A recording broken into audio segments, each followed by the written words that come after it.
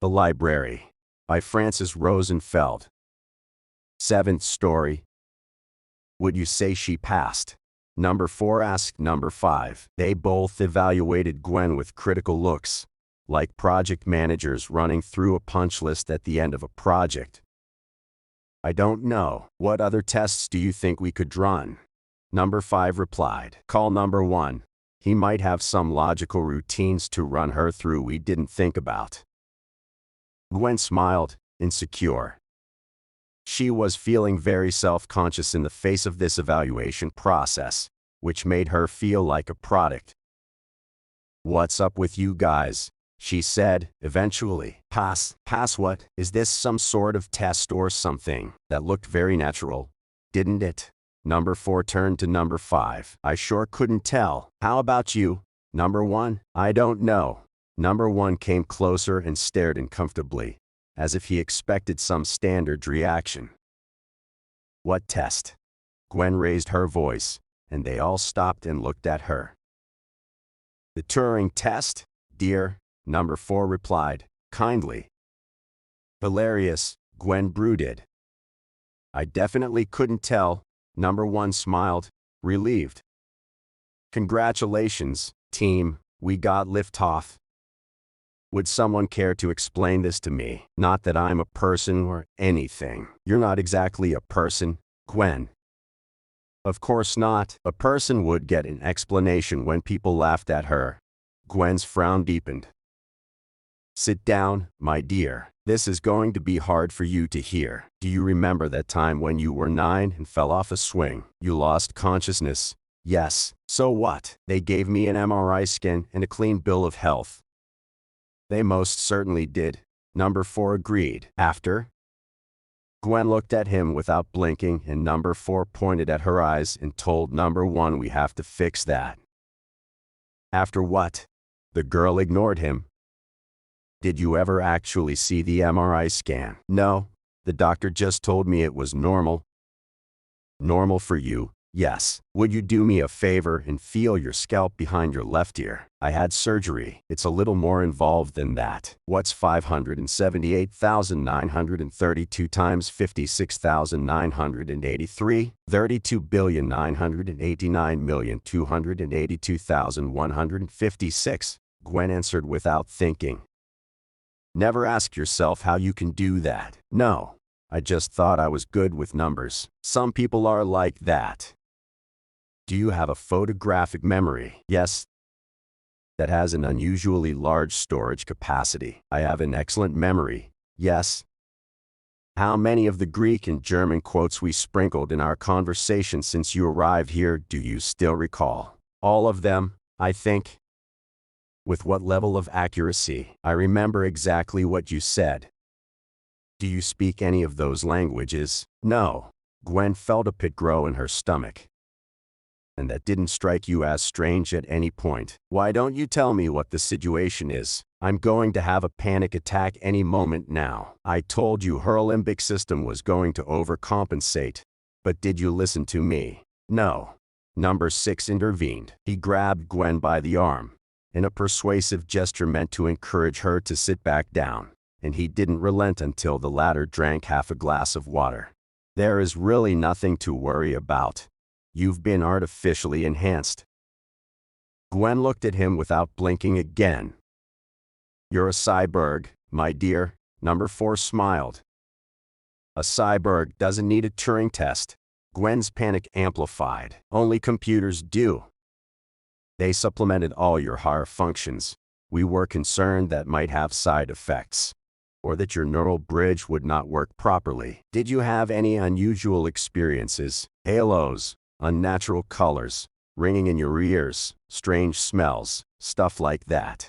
Who doesn't have ringing in their ears? I thought it was earwax. Told you. Number 1 looked knowingly at number 4 and scribbled something on a pad Gwen had never seen before. Where in the world did they keep their stuff? There was no place to hide anything in this barren setting, which brought her to her next thought. Why am I here with you? We programmed you to come. We needed to observe you in a controlled environment. You're joking, right? Not in the least. We installed 2 extra motherboards for your server cluster and you're outfitted with the fastest graphics card available. You're a masterpiece. I'm a human being. Gwen protested. Don't be pedestrian. Number 7 rolled his eyes. You're way better than human. You should be grateful. Did I at least pass your Turing test? Gwen sniffled. Jury's still out on that. Number 1 examined her in critical fashion. They're crazy, Gwen thought, and dangerous, and there are 7 of them. What if they decide to, open me up to add extra hardware? I have to get out of here before they get any ideas, and that's not possible. Face it, Gwen, you're as good as dead. What if they figure you no longer need to eat? For instance, it stands to reason they would. The group spent more than an hour poring over her specs, fighting over speeds and ports and a million other technical terms she couldn't understand. Ignoring her, back in her corner. She almost expected them to cover her up with a sheet, to keep the dust off. Why am I even listening to this insanity? Who in their right mind would believe such a story? They're brainwashing me. This must be a cult or something, for sure. Gwen, focus. You do not contain computer components. You are a normal human being who took a few wrong turns in her life. Whatever happens, you are human. You are human.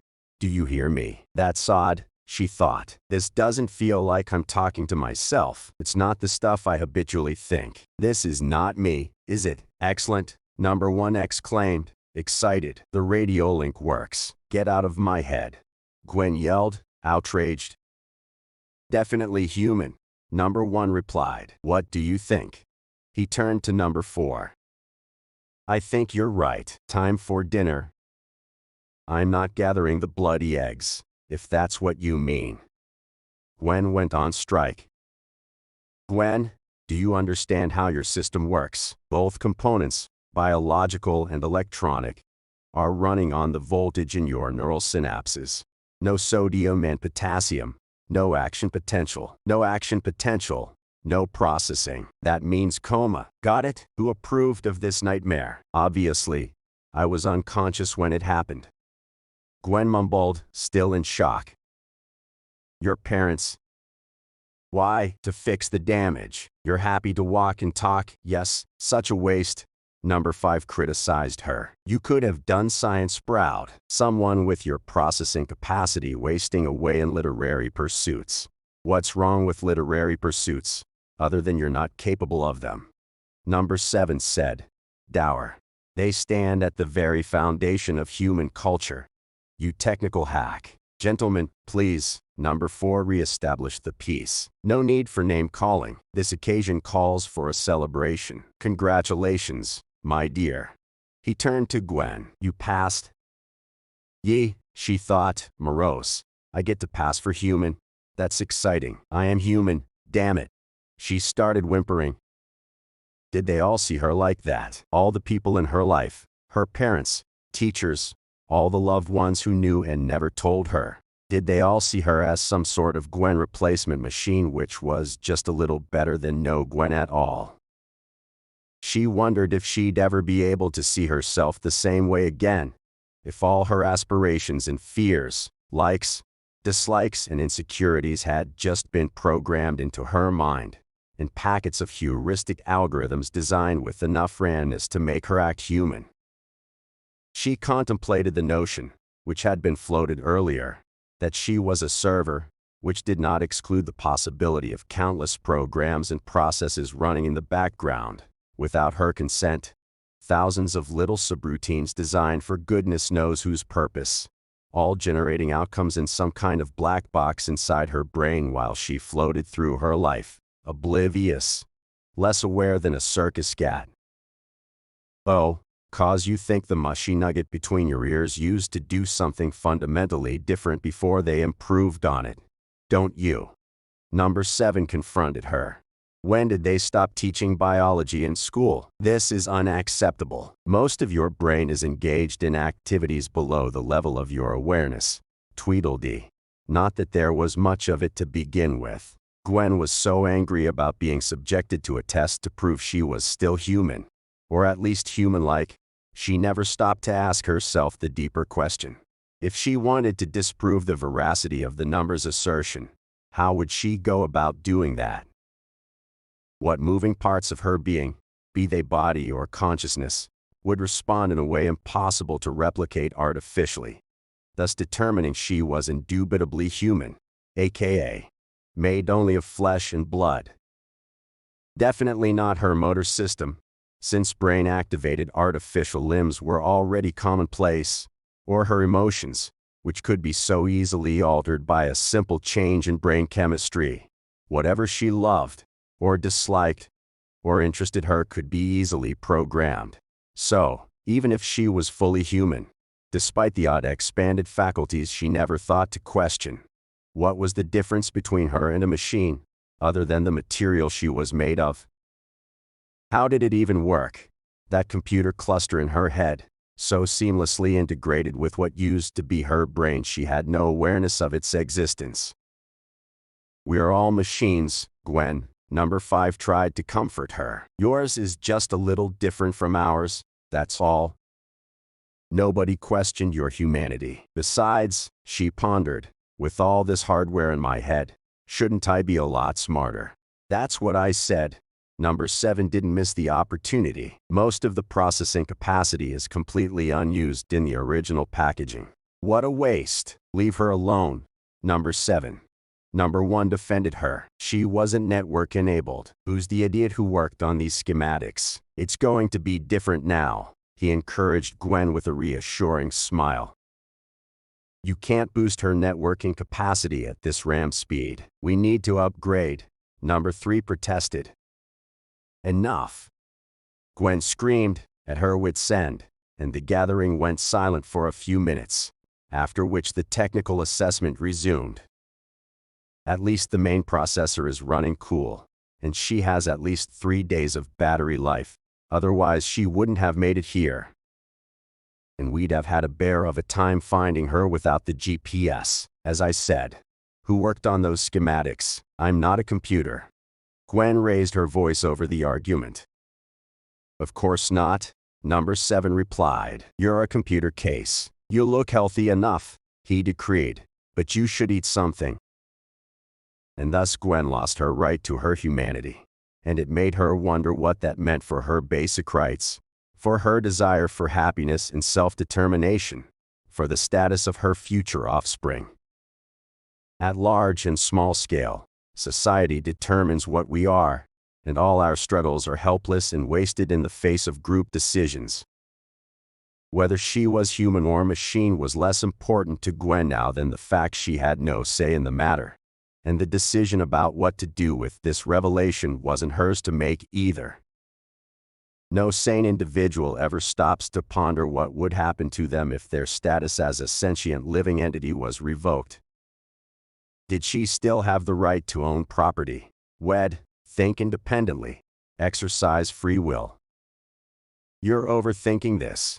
Number 4 waved his hand, exasperated. "You're no different from who you were yesterday. The only difference is now you know more about your makeup. Just pretend you never learned all this and go about your life." But one can't unlearn things about oneself, or rewind their new frame of reference to its original setup. It is a one-way street, self-discovery, and a slow one. People need time to refashion themselves so they can fit inside their new reality.